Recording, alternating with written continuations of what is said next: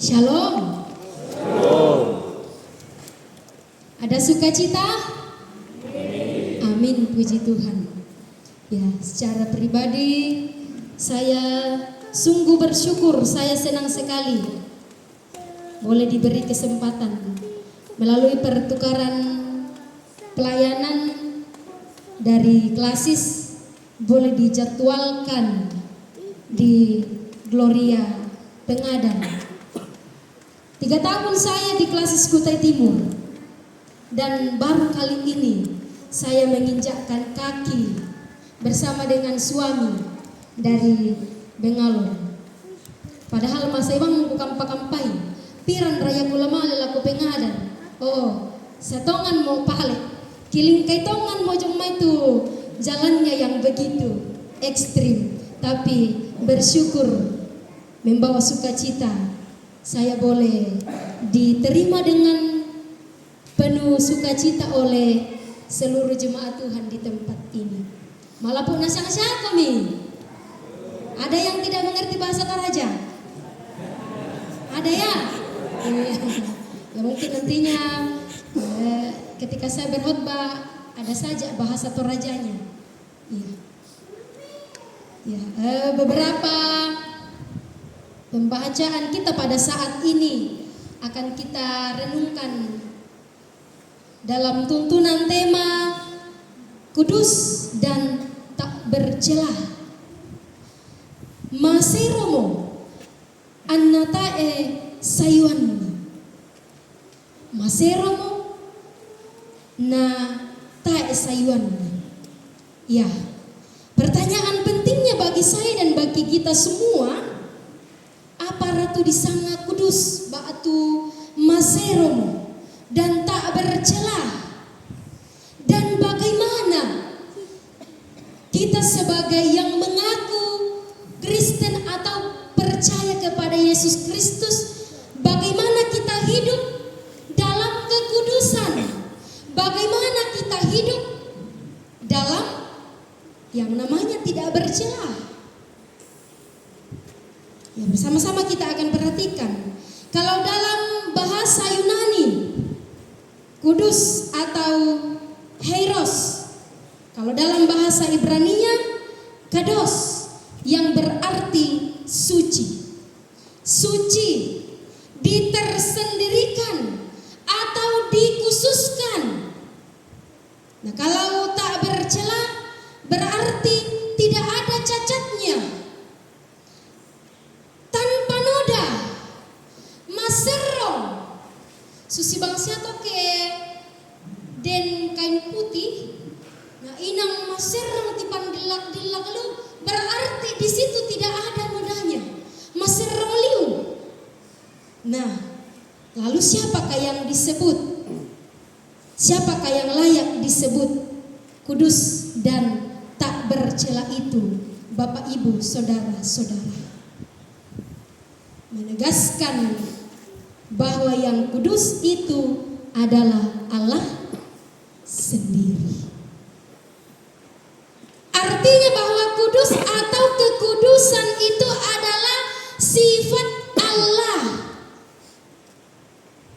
Sehingga yang tak bercela dengan sendirinya itu hanyalah Allah. Nah, itulah kemudian mengapa kita sebagai manusia diciptakan sebagai gambar dan rupa Allah. Karena Allah itu menginginkan kita punya hubungan atau punya relasi yang baik dengan Dia. Artinya karena Dia itu adalah kudus, maka kita yang diciptakan juga diminta kepada kita. Allah menginginkan dari setiap kita supaya kita juga itu kudus, karena kita akan terhubung kepada Dia yang kudus itu dan tidak bercelah. Tetapi karena dosa, karena pemberontakan manusia, jatuh ke dalam dosa, karena cinta dan kasih Allah, inisiatif Allah sendiri mau memperbaiki hubungan yang sudah rusak itu, supaya hubungan yang tadinya rusak itu, yang seakan-akan bahwa tidak ada lagi harapan, kembali diperbaiki sehingga melalui anaknya yang tunggal, Yesus Kristus, diutusnya bagi dunia ini.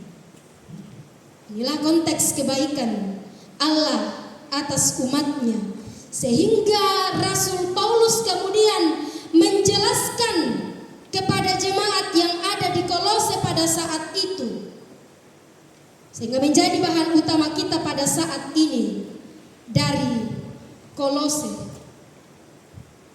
Dan kalau kita melihat konteks yang terjadi pada saat itu atau keberadaan seorang Rasul Paulus saat itu, ketika ia mengalami atau saat itu ia sedang berada dalam penjara. Kita ketahui bersama bahwa ketika dalam penjara, tentu kehidupan tidak akan enak. Kondisi akan dialami dengan ketidakbaik-baikan. Keadaan yang dialami mungkin saja kita akan mengalami tekanan. Mungkin saja ia sedang bersusah hati. Mungkin saja ia akan mengalami rasa sakit. Tetapi perhatikan yang mau disampaikan, bahwa kalaupun mungkin saat itu Rasul Paulus tengah menghadapi situasi yang tidak baik-baik saja, ia mau menyampaikan, ia mau meneguhkan hati jemaat yang ada di Kolose. Nah, mungkin kalau pada posisi kita, kalau kita lagi susah, mood kita lagi tidak baik-baik saja, kalau kita sedang menderita, kalau kita sedang sakit, kalau kita sedang ditekan, kalau ada orang yang tidak menyukai kita, apa yang akan kita lakukan? Atau juga mungkin ketika kita berbuat baik, tapogaukan motu melona, tapi itu dianggap tidak baik bagi orang lain. Malahan mungkin kita difitnah. Malahan mungkin orang lain akan berkata, oh yarin napogaukan itu belanna denri nakamorai. Ada saja ketika kita melakukan sesuatu kebaikan, tidak selamanya itu akan dipandang baik bagi orang lain. Apalagi kadang-kadang kita pogaukan. Banyak saja caranya orang menjatuhkan kita, menfitnah kita. Maka kemungkinan besarnya kita akan curhat. Dan kalau era digital pada saat ini, kemana orang curhat? Di sosial. Di Facebook, seringkali ya. Di WhatsApp. Bude bang moto. Si Tata si Puresang Benwanta.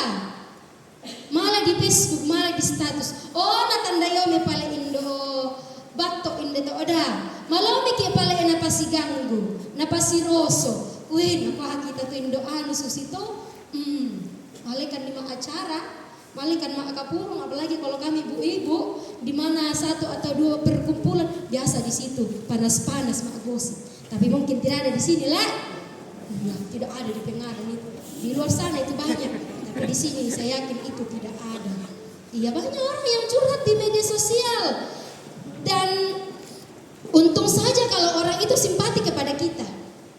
Waktu masaki, itu masaki rak anak tak, kebanyakan juga ibu-ibu curhatnya ke media sosial. Tuhan sembuhkan anakku. Apakah sudah kita datang berdoa kepada Tuhan? Ramposnya pergi kembali, lan kapas sembayangan talangan puang. Jangan sampai kita cuma curhatnya di Facebook, di media sosial. Tuhan kan tidak punya Facebook. Dia mau kita datang kepadanya, memohon dalam doa, dalam segala apa yang kita pikirkan dalam hidup ini. Tuhan mau kita datang kepadanya. Nah, kita akan tuliskan itu semua unek-unek kita untuk diketahui oleh orang lain. Kekesalan kita lah. Pokoknya semua itu biasa nang tapa tamanasang Facebook. Mintu nato tak mau ratang di pataman. Tetapi tidak demikian bagi Paulus. Iana ulambiran ni temai di kuah kara-kara katuan dalam perjalanan misi yang ia lakukan. Ia tidak marah ketika ia ditolak. Ia tidak bersungut-sungut. Ia tidak berkeluh kesah. Ia tidak mengeluh. Ia tidak meratap karena penderitaan yang dialaminya. Tetapi yang dia lakukan adalah ia selalu mengucap syukur kepada Allah Bapa Tuhan kita Yesus Kristus. Salah ke kita tolini.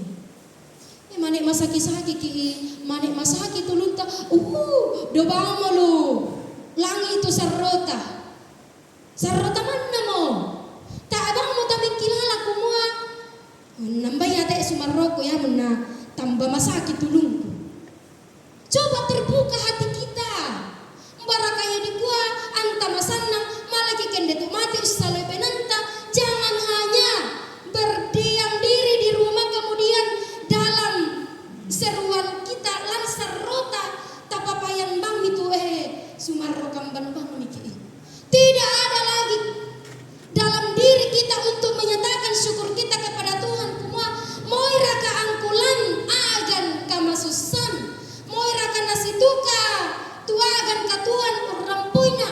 Walaupun pahit manis kehidupan ini suka duka ku alami, tetapi satu hal yang pasti bahwa Tuhan ada bersama dengan saya.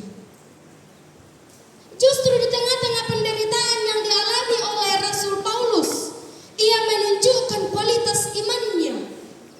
Penderitaan, rasa sakit, berbagai pergumulan hidup tidak akan pernah menghentikannya untuk selalu bersyukur kepada Allah. Dan keteladanan untuk selalu bersyukur dalam segala hal ia juga sampaikan kepada jemaat di Tesalonika dalam 1 Tesalonika pasal 5 ayat 18. Sebab bersyukur dalam segala kondisi itu yang dikehendaki oleh Allah. Nah, dan yang lebih hebatnya lagi di ayatnya yang ke-24 tadi perikop pembacaan kita. Paulus mengatakan, sekarang aku bersuka cita bahwa aku boleh menderita karena kamu. Menarik bahwa tujuan kepada jemaat yang belum pernah dikunjungi saat itu secara pribadi oleh Rasul Paulus, artinya jemaat ini bukanlah jemaat buah dari pekerjaan pekabaran Injil yang dilakukan oleh Paulus, tetapi ini adalah jemaat yang berdiri dari buah pelayanan Epaphroditus, yang adalah seorang yang berasal dari Kolose, yang mendengarkan Injil dan menjadi murid melalui pelayanan Paulus yang ada di Efesus.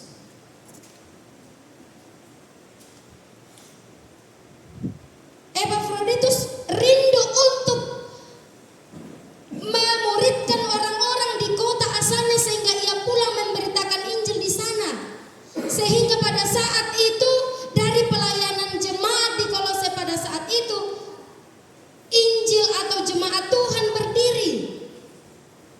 Nah, pada saat Epaphroditus mengunjungi Paulus di dalam penjara, ia seringkali membawa pergumulan yang kemudian diutarakan tentang adanya ajaran-ajaran palsu, adanya penyesat-penyesat yang berkaitan dengan pengajaran-pengajaran yang menyebar luas di tengah-tengah jemaat saat itu. Tetapi Paulus tidak hanya mendoakan jemaat ketika ia mendengarkan pergumulan, tetapi ia juga mengarahkan. Tak atau kemana pas sembayangan manai, tetapi ia kemudian mengarahkan mereka untuk tetap berpegang teguh. Anna pentoy mandai, tuka patongananna lan Kristus. Karena mereka sejati yang sudah mereka percaya, dan itu disampaikan melalui tulisannya secara khusus kepada jemaat yang ada di Kolose. Nah, inilah inti perikop pembacaan kita pada saat ini, menegaskan tentang identitas Kristus yang sangat sempurna, dan hal itu menjadi identitas diri orang yang percaya kepadanya. Dikatakan bahwa dia adalah buah sulung. Di sini Paulus menyebut sebagai yang sulung dari segala yang diciptakan. Sehingga konsep kesulungan, saudara-saudara, merupakan konsep yang sangat kental di kalangan orang-orang Israel ketika diucapkan kata sulung. Hal ini identik dengan keutamaan. Hal ini identik dengan kekuasaan. Hal ini identik dengan kedaulatan. Hal ini identik dengan ahli waris. Susi bangsa itu ke kita lalu keluarga, nah dente mai anak Pak Bunga ta pasti sangat natu disura ke dia lu tok piring le atau bagaimana kan? Anak tampak miraka kamu tulis rokok indo-indo. Tentu tidak. Ya tuh anak pertama tuh diuki rokok. Itulah hak sulung. Jadi berbahagialah yang lahir di awal, lahir pertama dari seorang ibu. Namanya pastilah dicatat di semua perabotan ibu-ibu di rumah. Hak kesulungan itu contohnya kita bisa lihat dalam Mazmur pasal 89. Daud disebut sebagai hamba Allah yang dijanjikan untuk diangkat menjadi yang sulung. Ayat 20 sampai ayat 30, ayat ini menandakan bahwa Daud diberi hak untuk berkuasa sebagai seorang raja, dan ia memiliki kerajaan yang hebat, serta ia ditetapkan untuk berkuasa selama-lamanya. Statusnya sebagai yang sulung menandakan bahwa ia lebih tinggi dari semua raja di bumi, dan tahtanya akan bertahan untuk selama-lamanya. Ternyata saudara-saudara, Mazmur ini tidak hanya berbicara tentang Daud, tetapi berbicara tentang Dia yang akan datang, yang ada di jalur Daud itu sendiri, yakni Kristus Yesus. Dan karena itu tidak salah jikalau Kristus Yesus disebut sebagai anak Daud.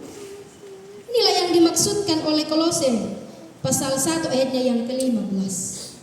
Saat menyebut Kristus sebagai yang sulung dari yang diciptakan, maka Kristuslah yang berdaulat, Allah yang mempunyai otoritas atas seluruh ciptaan, dan seluruh ciptaan seharusnya tunduk kepadanya. Kristus ada dari sejak semula, dan ia memiliki relasi yang konstitusional dengan Sang Bapa sebagai penguasa atas segala ciptaan.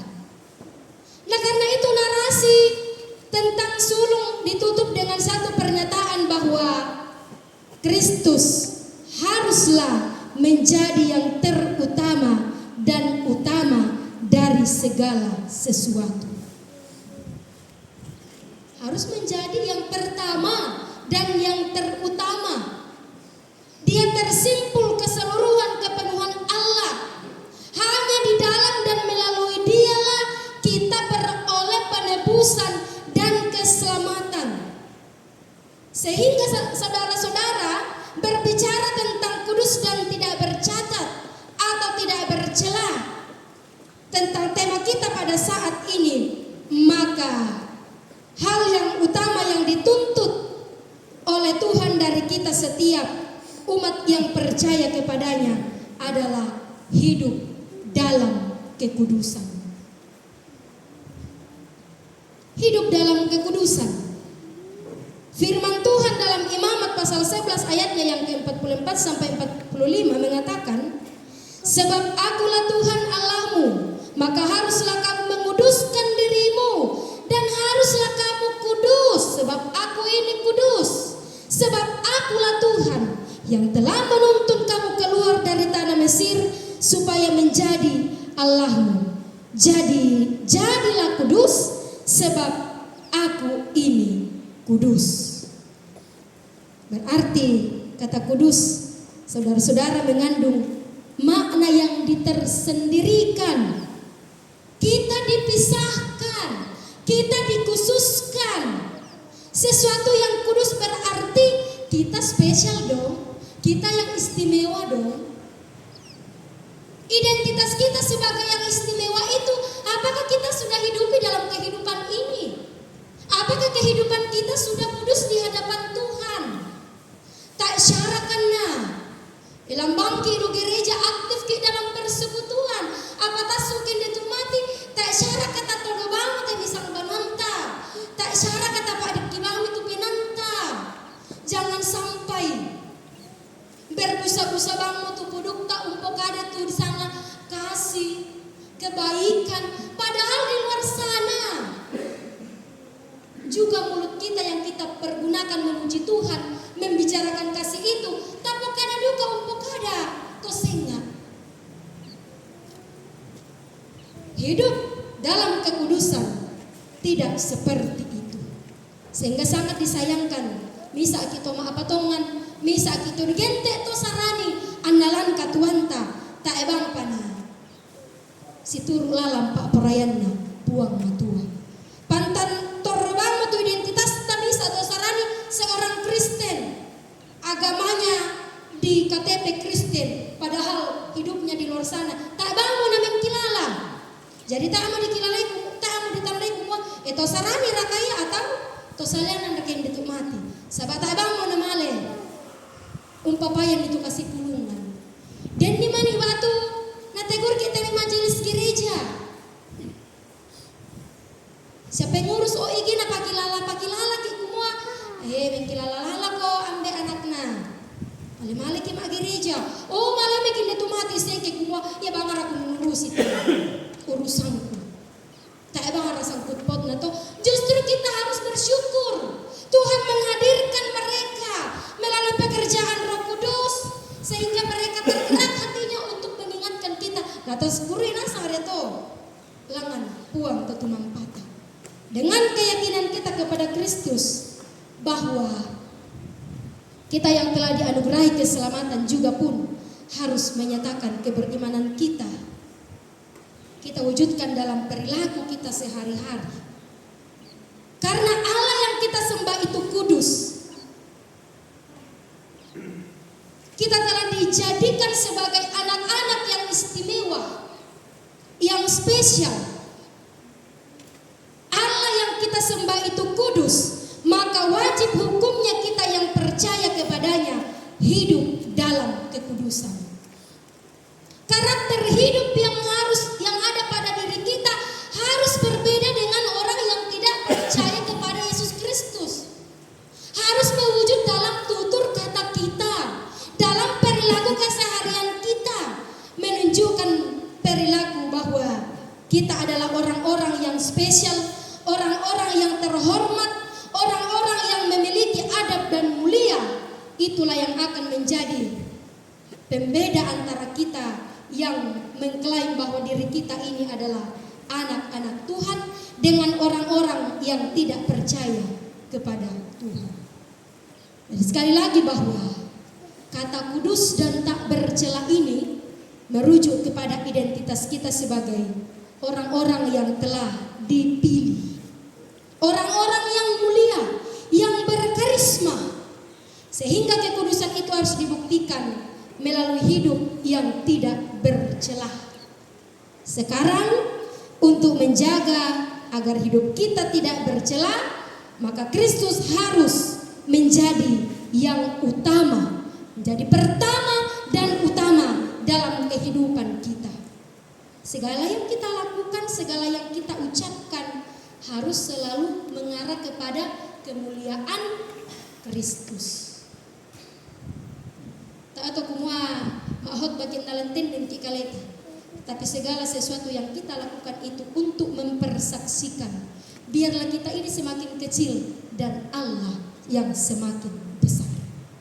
Itulah sebabnya indah apa yang dituliskan oleh Rasul Petrus dalam 1 Petrus pasal 3 ayat 13-17.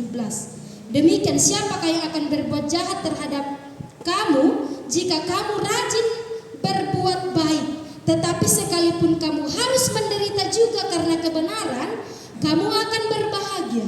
Sebab itu janganlah kamu takuti apa yang mereka takuti, dan janganlah gentar, tetapi kuduskanlah Kristus di dalam hatimu sebagai Tuhan, dan siap sedialah pada segala waktu untuk memberi pertanggungan jawab kepada tiap-tiap orang yang meminta pertanggungan jawab dari kamu tentang pengharapan yang ada padamu. Tetapi haruslah dengan lemah lembut dan hormat dan dengan hati nurani yang murni, supaya mereka yang memfitnah kamu karena hidupmu yang saleh dalam Kristus menjadi malu karena mereka itu. Sebab lebih baik menderita karena berbuat baik, jikalau hal itu dikehendaki Allah, daripada menderita karena berbuat jahat. Kesimpulannya Bapak Ibu Saudara-saudara, untuk kita bersama-sama mewujudkan hidup kudus dan tak bercela, tak bercacat di hadapan Tuhan, maka setiap kita semua, saya dan Bapak Ibu Saudara-saudara, dituntut untuk harus dapat membuat skala prioritas dalam kehidupan ini, bahwa yang pertama dan utama ialah tekun dalam mendengarkan ajaran Tuhan dan mencari kehendak-Nya. Sebagaimana yang dikatakan Tuhan Yesus dalam Matius pasal 6 ayat 33, tetapi carilah dahulu kerajaan Allah dan kebenarannya, maka semuanya itu akan ditambahkan kepadamu. Jadilah kudus, sebab Tuhan kita kudus, dan jagalah hati, jagalah hidupmu agar selalu cemerlang, tidak bercacat, tidak bercela, karena Tuhan kita kudus, dan berkat kasih karunia Tuhan akan melimpah dalam kehidupan kita. Amin. Amin. Firman Tuhan.